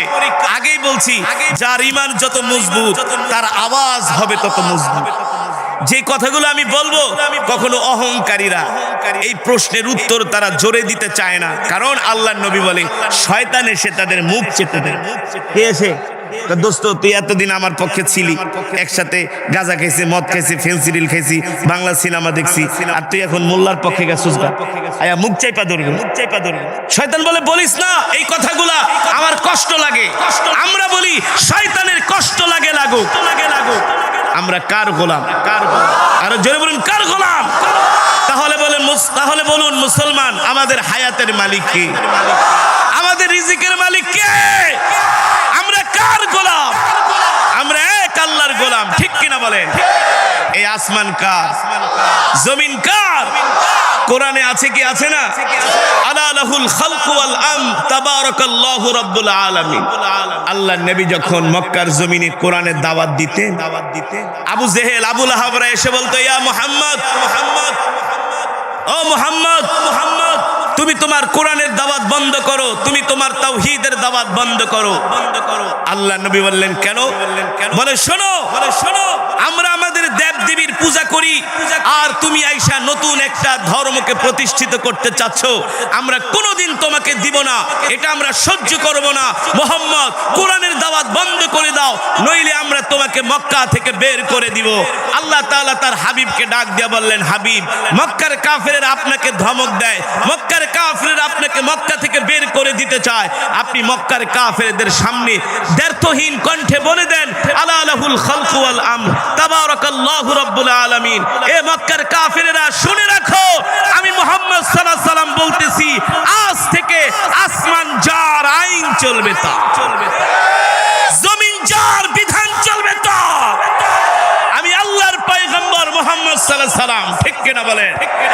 আমি কোরআনের দাওয়াত দিবই, পারলে তোমরা আমাকে ঠেকাও। মক্কার কাফেরেরা পেরেছে? জোরে বলুন, পারছে? পারে নাই। পৃথিবীর ইতিহাস বলে আল্লাহর নবীর কোরআনের দাওয়াত আবু জেহেল, আবু লাহাবরা ফিরাইতে পারে নাই। ঠিক কিনা বলেন? আমাদের জাতির পিতা ইব্রাহিম আলাইহিস সালামের দাওয়াতও নমরুদ ফিরাইতে পারে না। ঠিক কিনা বলেন? পয়গম্বর মূসার দাওয়াত ফিরাউন ফিরাইতে পারে নাই। পেরেছে? পারে নাই। সবাই কোরআনের কাছে সারেন্ডার করতে বাধ্য হয়েছে। কেন করবে না? এই কোরআন হলো আল্লাহর জবানের কালাম। আল্লাহ রাব্বুল আলামিন আমার নবীকে কোরআন দিয়া মক্কার জমিনে পাঠাইলেন, আর বললেন, ইয়া আইয়ুহার রাসূল, বাল্লিগ মা উনজিলা ইলাইকা মির রাব্বিক ওয়া ইল্লাম তাফআল ফামা বাল্লাগতা রিসালাতাহু ওয়াল্লাহু ইয়াসিমুকা মিনান নাস ইন্নাল্লাহা লা ইয়াহদিল কওমাল ফাসিকিন। আল্লাহ রাব্বুল আলামিন বলেন, নবী, আমি আল্লাহ আপনার উপর যেই কোরআন নাজিল করেছি, এই কোরআন নিয়ে আপনি ঘরে বসে থাকবেন না।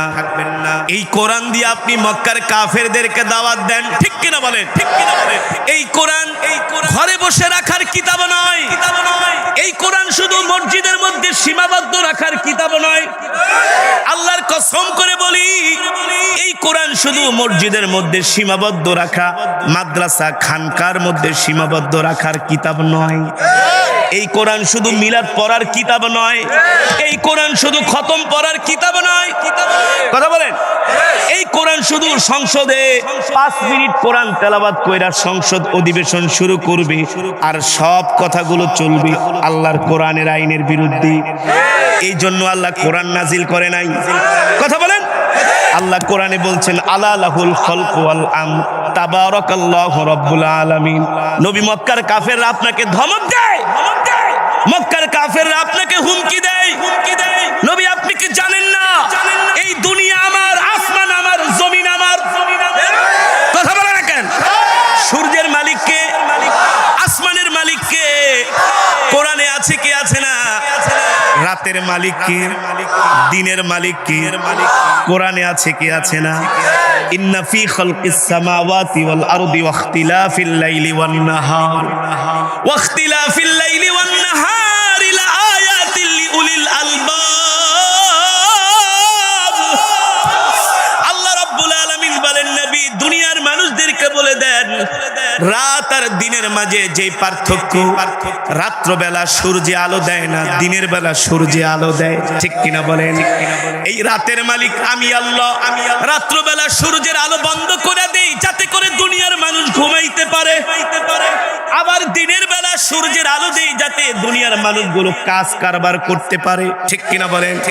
আল্লাহ তাআলা বলেন, নবী সূর্যের মালিক আমি আল্লাহ, চন্দ্রের মালিক আমি আল্লাহ, আসমানের মালিক আমি আল্লাহ, জমিনের মালিক আমি আল্লাহ।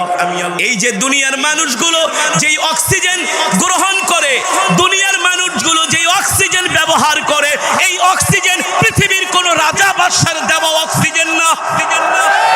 এই অক্সিজেন কার? জোরে বলেন কার? আপনাদের এলাকার পাশ দিয়ে বিশাল একটা মেঘনা নদী বয়ে গিয়েছে। এই নদীটা কে কাটাইছে?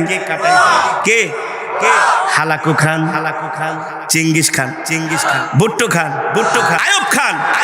এই নদী কি বঙ্গবন্ধু কেটে দিয়েছেন? জিয়াউর রহমান, এরশাদ, প্রধানমন্ত্রী, কেউ নয়। এই নদী কেটে দিয়েছেন কে? কোরআনে আছে কি আছে না? জোরে বলুন, কোরআনে নাই? ওয়াহুয়াল্লাযী সাখখারাল বাহরা লিতাকুলু মিনহা লাহমান তারিয়া। এই যে বিশাল মেঘনা নদী, বিশাল মেঘনা নদী, সন্ধ্যার সময় জেলেরা জাল নিয়ে এই নদীতে যায় মাছ ধরার জন্য, না? বিশাল বিশাল বোয়াল মাছ ধরে, পাঙ্গাস ধরে, আইর মাছ ধরে, নাকি? এক একটা মাছ 10,000 15,000 টাকা বিক্রি করে। এই যে মাছগুলো খাচ্ছ, এই মাছগুলো কে ছেড়ে দিয়েছে? তোমরা নাকি তোমাদের রাষ্ট্রপ্রধান, নাকি তোমাদের বংশের মানুষ? কে? কোরআনে আছে কি আছে না? বাহরুন মানে নদী, বাহরুন মানে কি? ওয়াহুয়াল্লাযী সাখখারাল বাহরা লিতাকুলু মিনহা লাহমান তারিয়া।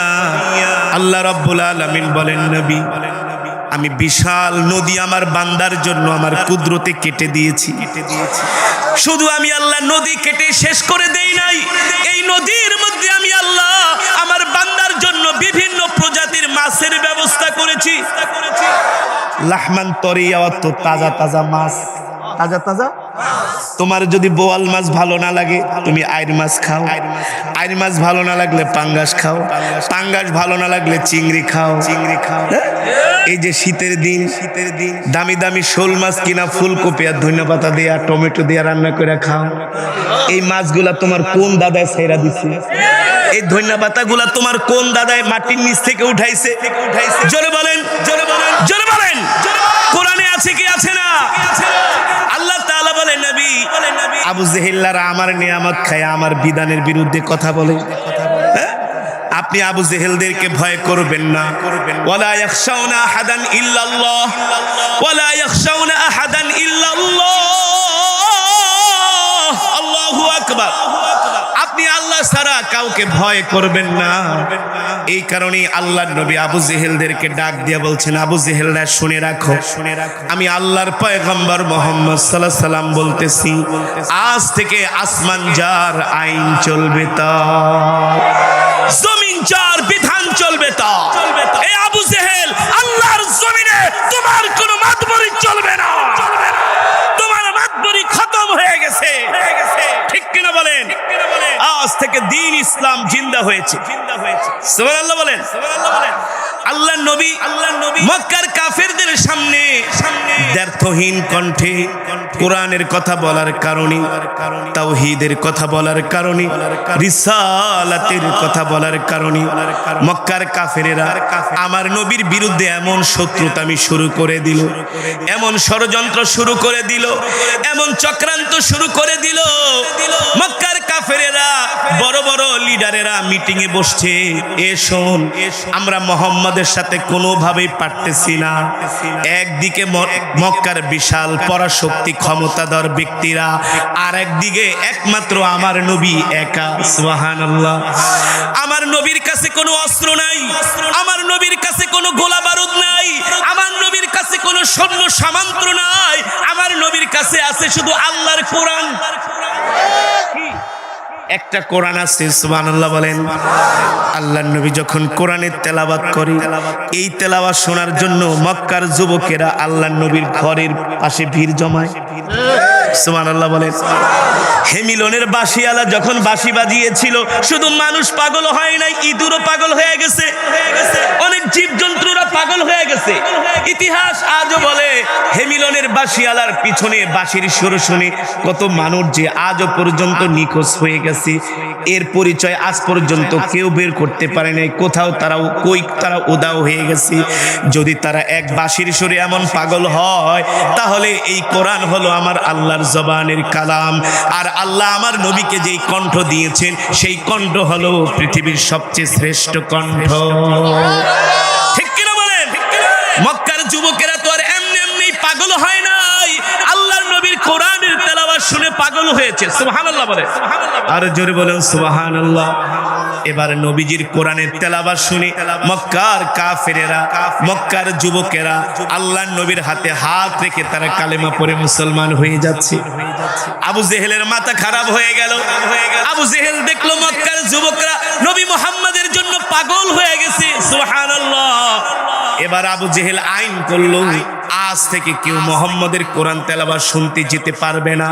কেউ যদি মুহাম্মাদের কোরআন শুনতে যায়, তাহলে তার বিরুদ্ধে আমরা অ্যাকশন নিব। কি অ্যাকশন? তাকে আমরা এই মক্কা থেকে বের করে দিব, অথবা তাকে যাবজ্জীবন কারাদণ্ড দিব। মুহাম্মাদের কোরআন তেলাওয়াত কেউ শুনতে যেতে পারবে না।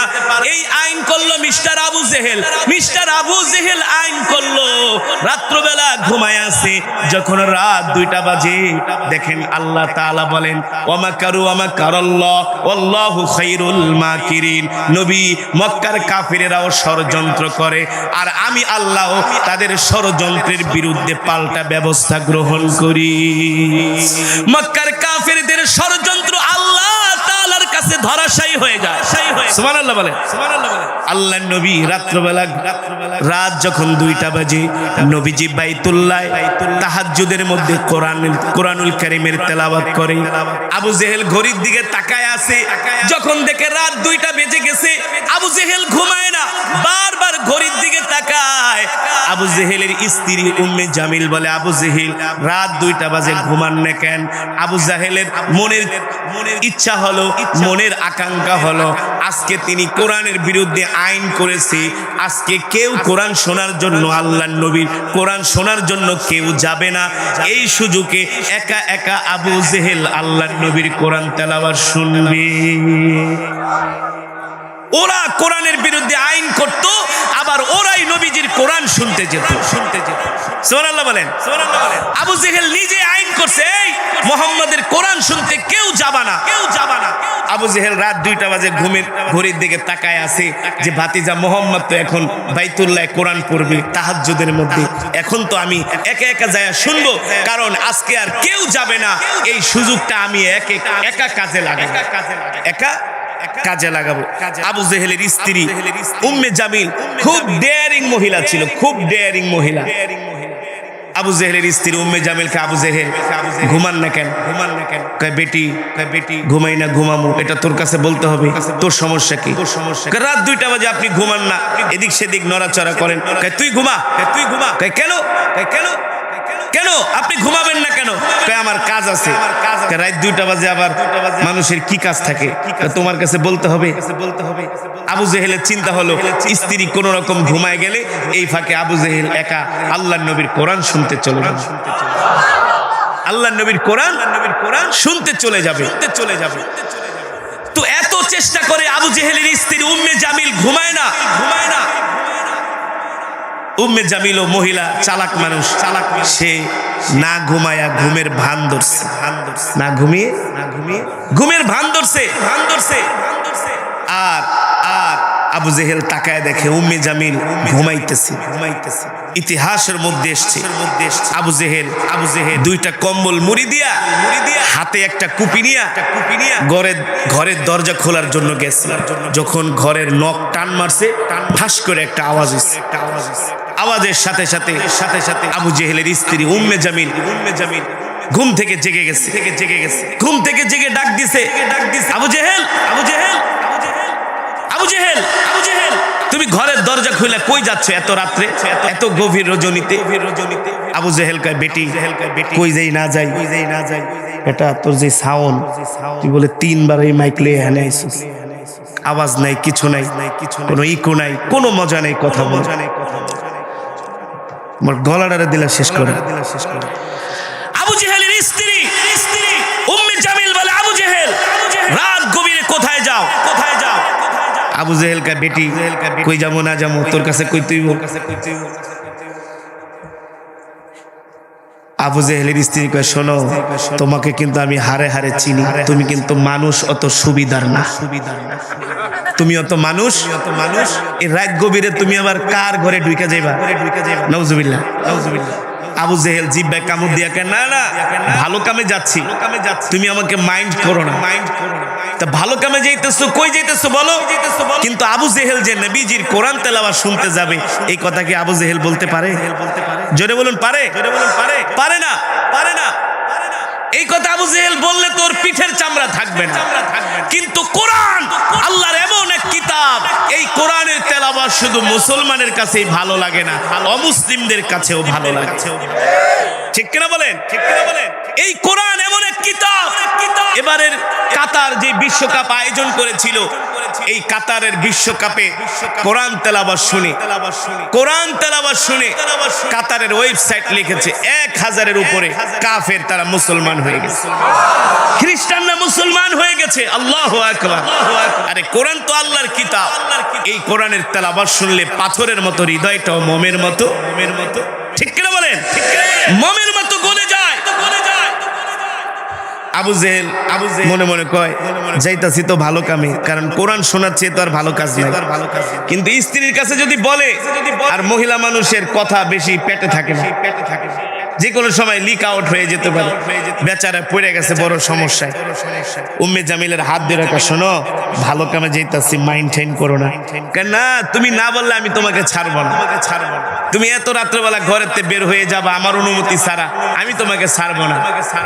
আবু জেহেল বেচারা ঘড়ির দিকে তাকায় আর দেখে টাইম শেষ। আস্তে আস্তে করে রাত বেড়ে যাচ্ছে। আল্লাহর নবীর তাহাজ্জুদের সময়ও শেষ হয়ে যাচ্ছে। আবু জেহেলকে এখন না গেলে তো সমস্যা। মুসলমান আবু জেহেল তার স্ত্রীর হাত ধরে বলে, শোনো, কারো কাছে বলো না, আজকে আইন করেছি দারুন নাদওয়ার বৈঠকে আজকে আমাদের আইন হয়েছে, কেউ যাতে মুহাম্মাদের কোরআন তেলাওয়াত শুনতে না যায়। কিন্তু আমি তো মুহাম্মাদের কোরআন তেলাওয়াত না শুনলে রাত্রেবেলা ঘুমাইতে পারি না।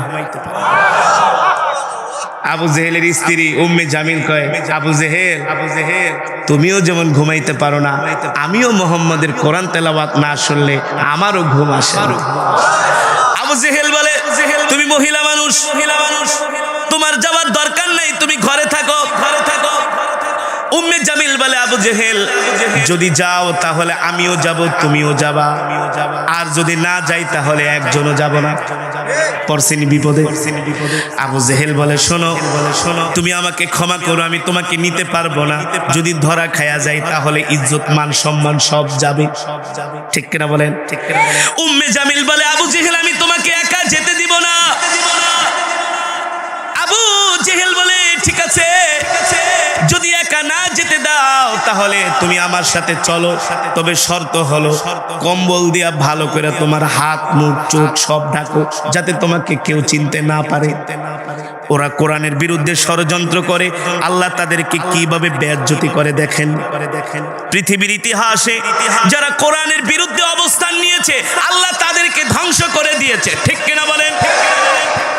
আবু জেহেল তার স্ত্রী উম্মে জামিলকে বলে, শোনো, কম্বল দিয়া তুমি তোমার মাথা ঢাকো, চোখ ঢাকো, হাত পা ঢাকো, যাতে তোমার চেহারা কেউ দেখতে না পারে, তাহলে তোমার মান সম্মান চলে যাবে। ইতিহাসের মধ্যে এসছে আবু জেহেল আর তার স্ত্রী এবার কম্বল মুড়ু দিয়ে রাত 3টা বাজে ঘর থেকে বের হয়ে গেছে আল্লাহর নবীর জবানে কোরআন শোনার জন্য। আল্লাহর নবী বাইতুল্লাহে কোরআন পড়ে, কাবার চত্বরে তাহাজ্জুদের মধ্যে কোরআন পড়ে। আবু জেহেল আর তার স্ত্রী উম্মে জামিল দুইজন আল্লাহর নবীর, তারা দুইজনে আল্লাহর নবীর কোরআন শোনার জন্য বাইতুল্লাহর চত্বরে যে একটা দেয়ালের সাথে ট্যাক লাগায়া তারা বসে বসে কোরআন শুনতেছে। আল্লাহর নবীর কোরআন তেলাওয়াতের সুরের মূর্ছনায় তাদের ঘুম চলে আসছে। কোরআন শুনলে এমনি ঘুম আসে, ঠিক কিনা বলে? অনুনাজ্জিলু মিনাল কুরআনি মা হুয়া শিফাউ ওয়া রাহমাতুল লিল মুমিনিন। কোরআন হলো সর্বরোগের মহা ঔষধ। আপনার যদি রাত্রবেলা ঘুম না আসে, আপনি ওযু করে কোরআন নিয়ে বসে যাইবেন, দেখবেন 5 পৃষ্ঠা না পড়তে আপনার ঘুম চলে আসছে। আপনার যদি ঘুম না আসে, আপনি রাত্রবেলা জিকির করেন, জিকির করলেই ঘুম চলে আসে। আল্লাহু আকবার, জোরে বলুন আল্লাহু আকবার। আবু জেহেল তার স্ত্রী আল্লাহর নবীর কোরআন তেলাওয়াত শুনতে শুনতে রাত্রবেলা ঘুমায় নাই, সারা রাত সজাগ ছিল। তারা কোরআন শুনতে শুনতে কাবার দেয়ালের পাশে ট্যাক লাগায়া তারা ঘুমায় পড়েছে। আল্লাহ তাআলা সেই নবীর উম্মত আমাদেরকে বানিয়েছেন, আমাদের অনেক মর্যাদা, অনেক সম্মান, কারণ শেষ নবীর উম্মত ছাড়া কোন পয়গম্বরের উম্মত আগে জান্নাতে প্রবেশ করবে। যে নবীর হাতে থাকবে জান্নাতের চাবি। সুবহানাল্লাহ বলেন। বুখারীর হাদিস, হাসরের ময়দানে সমস্ত পয়গম্বররা ইয়া নাফসি ইয়া নাফসি বলবে, আর আমার নবী বলবে ইয়া উম্মতি ইয়া উম্মতি ইয়া উম্মতি ইয়া উম্মতি। আল্লাহর নবী বলে, উম্মতরা শোনো, হাসরের ময়দানে আমি সিজদায় পড়ে উম্মতি উম্মতি বলে কান্না করব। আল্লাহ তাআলা ডাক দিয়া বলবে, হাবিব ইয়া মুহাম্মদ ইরফা রাসাক, আপনি আপনার সিজদা উঠান আর কান্না করবেন না। ইশফা তুশাফা, আজকে আপনি আপনার যেই উম্মতের জন্য সুপারিশ করবেন, আমি আল্লাহ আপনার সেই উম্মতকে জান্নাতে প্রবেশ করাবো। তা আমরা কি নবীজির সুপারিশ চাই না? নবীজি আমাদের জন্য সুপারিশ করুক, কিন্তু নবীজির সুপারিশ পেতে হলে নবীজির সুন্নত মানতে হবে। 5 ওয়াক্ত নামাজ জামাতের সাথে পড়তে হবে। কয় ওয়াক্ত নামাজ? 5 ওয়াক্ত নামাজ জামাতের সাথে পড়তে হবে। কদমে কদমে নবীজির সুন্নত গুলো মানতে হবে, ঠিক কিনা বলেন? সুন্নত কি? সুন্নত কি? আফসুস সালাম ওয়া আতঈমুত তাআম লিনুল কালাম। এক মুসলমান আর এক মুসলমানকে সালাম দিবে, দরিদ্রদেরকে খাবার দিব, এক মুসলমান আর এক মুসলমানের সাথে নরম ভাষায় কথা বলবে, কাউকে কষ্ট দিব না, কারো মনে আঘাত দিব না। এখন আমাদের তো একটু টাকা পয়সা প্রভাব প্রতিপত্তি হয়ে গেলে আমরা মানুষকে মানুষই মনে করি, মানুষকে গণাই ধরি না, ঠিক না বলেন? একটু অর্থ সম্পদ হয়ে গেলে, ক্ষমতা পাইলে, চেয়ার পাইলে মানুষকে আমরা এতটা অবজ্ঞা করি, এত অবমূল্যায়ন করি, কথায় কথায় একেবারে মাইরা ফালামু, ঠিক না? একদম শেষ করে ফালামু, তুই আমারে চিনোস, আমি অমুক, আমি তমুক। না, এগুলো রসুলের আদর্শ নয়, রসুলের চরিত্র নয়, ঠিক কিনা বলে? ঠিক কিনা বলে? আজকে আমাদের সমাজে মারামারি, কাটাকাটি, হানাহানি, অশান্তি, এর একটি মাত্র মূল কারণ হলো নবীজির সুন্নাহ, নবীজির আদর্শ আমাদের মাঝে নাই।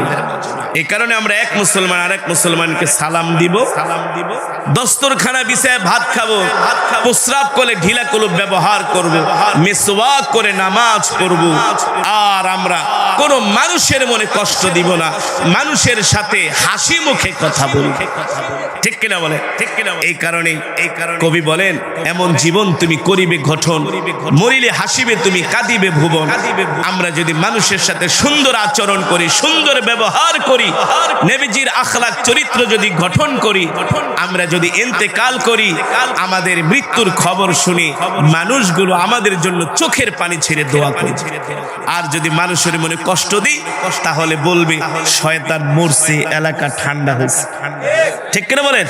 আমরা এমন মানুষ হতে চাই না, আমরা হতে চাই মৃত্যুর পরে যাতে মানুষ আমাদের জন্য দোয়া করে, ঠিক কিনা বলেন? আমাদের মৃত্যুর খবর শুনলে যাতে আমাদের জানাজায় শরীক হয়, এই মানুষ আমরা কিভাবে হতে পারবো? একমাত্র রসুলের সুন্নত মানলে, রসুলের আদর্শ মানলে, ঠিক কিনা বলেন?